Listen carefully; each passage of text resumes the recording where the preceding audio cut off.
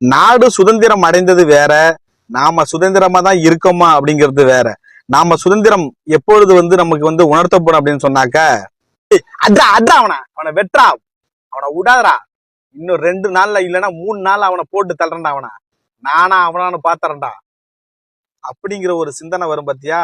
அந்த சிந்தனை உன்னை எப்ப கொல்லும்னாக்க, நீ அவனை கொன்னுட்டோ இல்ல அவனை வெட்டி புட்டோ குத்தி புட்டோ நீ போயிட்டு ஜெயில இருப்ப பாத்தியா. அப்பதான் புரியும் வெளியில நாம எவ்வளவு சுதந்திரமா இருந்தோம். நாம நினைச்ச நேரத்துல போயிட்டு ஒரு ஹோட்டல்ல சாப்பிட்டோம், நினைச்ச நேரத்துல ஒருத்தவங்க பாக்குறதுக்காக போனோம், நினைச்ச நேரம் எங்க வேணாலும் சுத்தலாம் அப்படிங்கிற ஒரு உணர்வு, அந்த சுதந்திரமான ஒரு உணர்வு அப்பதான் நம்ம உணரப்படும்.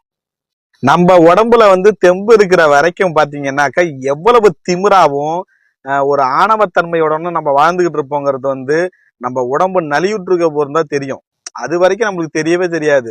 அது வரைய அது பல தீய பழக்கங்களை நம்ம என்ன பண்ணுவோம், செஞ்சுக்கிட்டே தான் இருப்போம். என்னைக்கு அது உணர்வோம், நம்ம உடல் நலத்துல என்னைக்கு நம்ம அக்கறை காட்டுவோம்னு சொன்னாக்க, மிகப்பெரிய அளவுல உடல்நிலை பாதிப்படையும் பொழுது அதை நம்ம மருத்துவமனையில போய் உட்கார்ப்போம் பாத்தீங்களா. அப்பதான் தெரியும் நம்ம உடம்பு எவ்வளவு முக்கியம் அப்படின்னு சொல்லி அன்னைக்குதான் தெரியும். வாழ்க்கை வாழ்க்கை அப்படின்னு சொன்னாலே இங்க பல பேர் ஸ்டேட்டஸ்ல இப்படிதான் வைப்பானுவான்.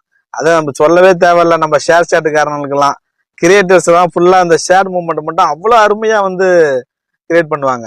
அதுல பெரும்பான்மையா பாத்தீங்கன்னா என்னடா வாழ்க்கை இது, மயிர் வாழ்க்கை அப்படின்னு போடுவானுவான்.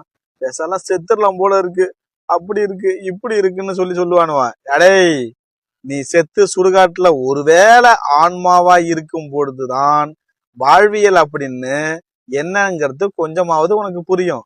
அது வர புரியாது. சோ இதனால நம்ம என்ன சொல்ல வரோம்னாக்க, இருப்போம், நல்லா இருப்போம், எல்லாரும் நல்லா இருப்போம், இந்த வாழ்க்கையை கொடுத்த கடவுளுக்கு நன்றி, கொஞ்சமோ நஞ்சமோ எத்தனை வருஷம் நம்மளுக்கு படி போட்டிருக்கான்னு தெரியல, நிம்மதியா சந்தோஷமா நம்மவர்களுக்காக, நமக்காகவும், நம்ம உடன் பிறந்த கூட பிறந்த அனைத்து நல் உள்ளங்களுக்காகவும் இந்த உயிர் அனைத்துக்கும் சமம் அப்படிங்கிற ஒரு நல்ல எண்ணத்தோட வாழ்ந்து முடிப்போம். யாருக்கு என்ன எழுதி வச்சிருக்காங்க?